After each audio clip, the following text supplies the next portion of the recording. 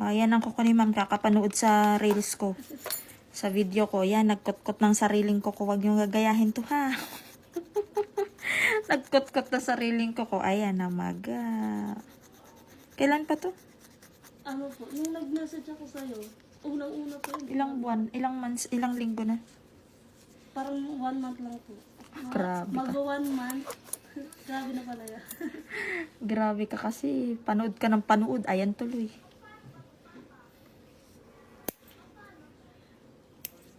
Actually, yung root mo yung nagka-problema ha. Anin ka na to ha, sa root. Nasa root na siya. Tawa-tawa ko dyan. Babaw lang naman.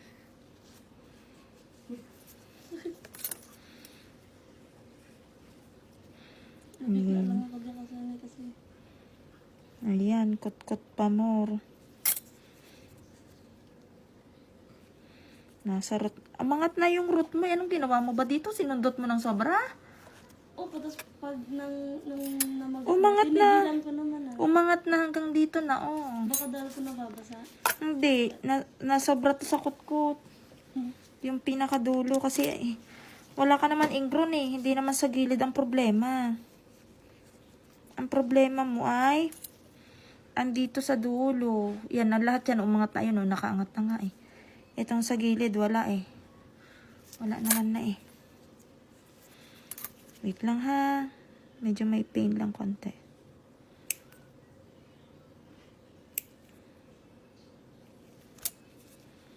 Tutubo naman to.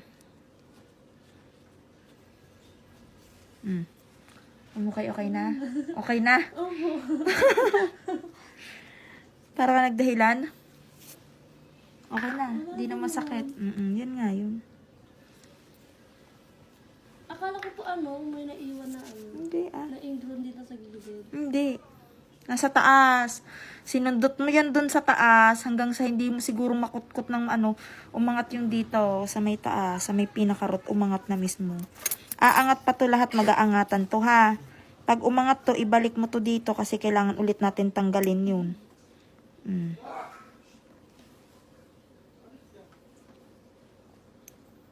Hindi pwedeng hindi natin tatanggalin ha.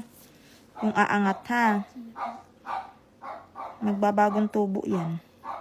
Kailan po yan? Maramdaman mo man yan, uusod siya ng uusod. Pag itong tingin mo dito, itong part na to, nagpuputi na, umaangat na siya. Yun.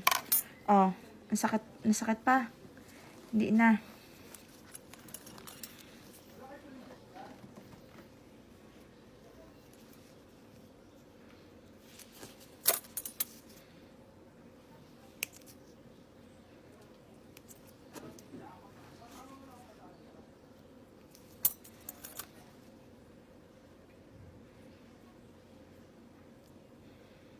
Wala ka namang ingrown eh. Aywan ko baka pagka itong umaling, wag mo nang kutkutin ha. Panood ka kasi ng panood ng Sabi kasi pampatulog lang eh. Ang patulog lang kasi, ba't kasi ginawa mong bisyo?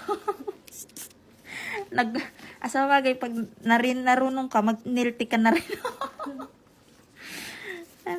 Hindi. Ako parang mabigat po yung kamay. Bumili ka ng tools para maayos mo yung kuko mo. Minsan kasi sa tools.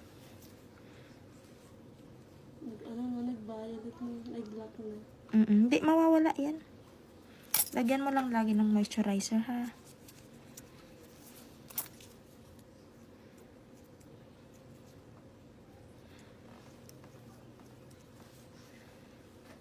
Sabi, Makati na siya. Ha? Makati. Kagabi. Kasi pahilom na yan. Malapit na siya matuyo. Pero yun nga, kahit hilom na siya, kailangan pa rin kasing tanggalin itong nakaangat na kuko. Tsaka yung creepy niya, pag nabasa siya, umaangat yung parang balat.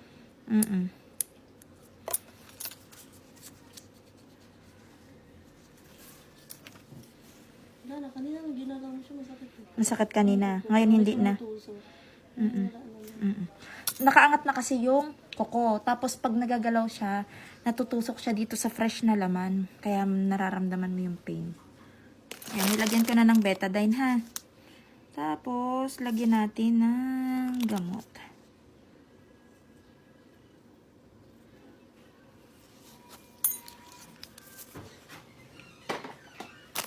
Kailangan yun may balot ha. Kasi open na open yan hanggang root.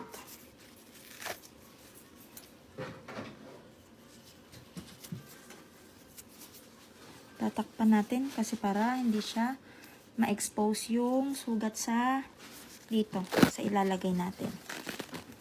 So, ma-expose kasi yan. Kailangan natin ng... Ma'am, mamaya mo na ito tanggalin ha, hapon. Ah, sige po.